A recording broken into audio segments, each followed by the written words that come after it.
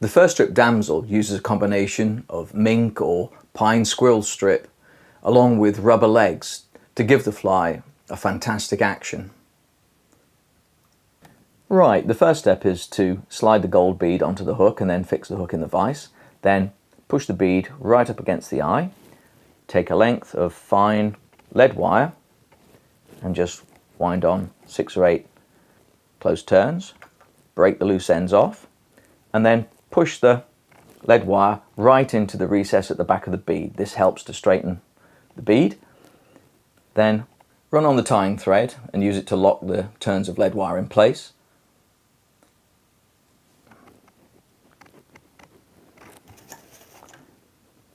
Trim off the waist and then carry the thread down the shank towards the bend.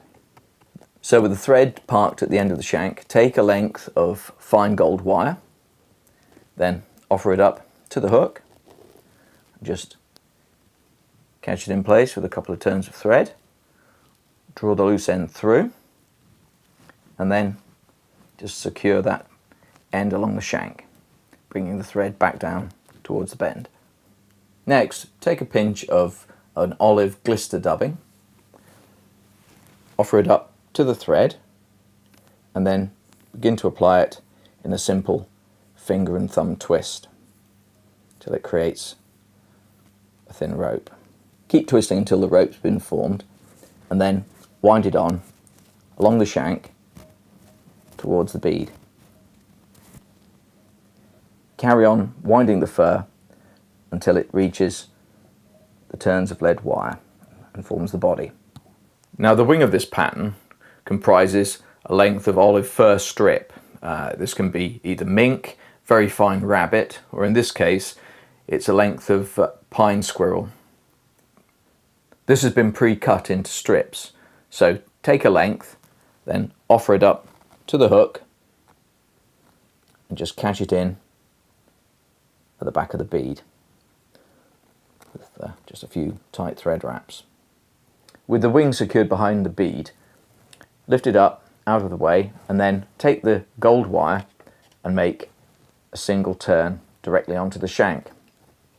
Then draw the fur over and then part the hair, stretch it slightly, and then make a single turn directly over the skin, making sure that as few fibres of the hair have been trapped as possible. From that point, just separate the hair in little sections and apply a turn of the rib. Keep doing that, working your way up towards the bead. Try and keep the turns reasonably evenly spaced. Keep working up to the front of the wing. Secure that loose end of the wire with thread and then just wiggle it back and forth a few times and hopefully it will snap off just like that. Next, apply another small pinch of the same fur as used for the body. Just dub that on lightly and then just apply it in front of the wing. Then take a rubber centipede leg. Now these are just rubber strands that have got a mottling, a banding to them. Make a single overhand knot in one of the legs and just pass it over the front of the bead and then just pull it tight. Apply another 2 strands in exactly the same way to create 6 legs.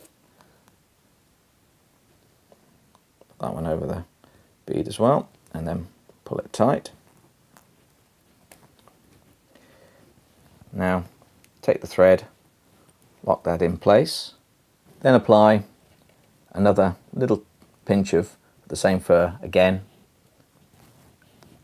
Wind that on just behind the bead, add a couple of thread turns right at the back of the bead and then cast off the thread with a 3/4 turn whip finish, drawing it tight before trimming off the waist end. To finish, if necessary, trim the end of the tail to length and then just snip the ends of the legs just to shorten them slightly. Don't stretch them, because if you do, you'll end up with a very short leg when you let go. Just leave them with enough length to provide a bit of movement. And that's it complete. The olive fur strip damsel with 6 mobile rubber legs.